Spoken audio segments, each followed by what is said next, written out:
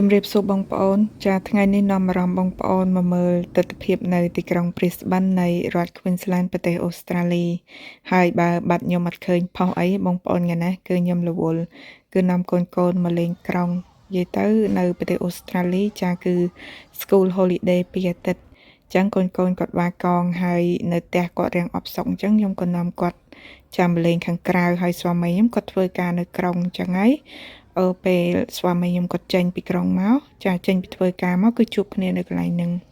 បន្ទាប់ពីអង្គុយលេងអស់ច្រើនម៉ោងហើយមិនដឹងទៅធ្វើអីទៀតគឺនាំកូនជិះទូកលេងចាហើយនៅប្រទេសអូស្ត្រាលីនេះដូចខ្ញុំនិយាយអញ្ចឹងថាសេវាសាធារណៈចាមិនថាជិះទូកជិះឡានក្រុងឬជិះរថភ្លើងទេចាមួយជើងគឺអស់តែ50សេនទេនិយាយទៅគឺលំដាប់ថោកក្នុងពិភពលោកហើយបងប្អូនហើយអរគុណរាជរដ្ឋាភិបាលនៅក្នុងរដ្ឋ Queensland មែនទែនដែលយកចិត្តទុកដាក់ចំពោះ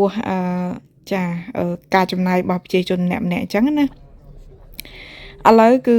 ចាប់ផ្ដើមល្ងិតតិចឲ្យបងប្អូនអើយខ្ញុំចង់នៅឲ្យរាំងយូរបន្តិចដើម្បីឃើញភ្លើងពណ៌ស្អាតចាធម្មតានៅទីក្រុងពេលយប់គឺស្អាតតែបងប្អូនប៉ុន្តែខ្ញុំអត់ចង់ទៅផ្ទះយប់ពេកអញ្ចឹងណាអញ្ចឹងហើយក៏ចាប់ផ្ដើមធ្វើដំណើរត្រឡប់ទៅផ្ទះវិញចាំមកនេះគឺជិះឡានក្រុងទេបងប្អូនហើយកន្លែងចុងក្រោយដែលកូនខ្ញុំចូលចិត្តជាងគេនៅសៅបែងនេះគឺកន្លែងលក់ស្ករគ្រាប់និយាយទៅឲ្យតែមកគឺដែរខា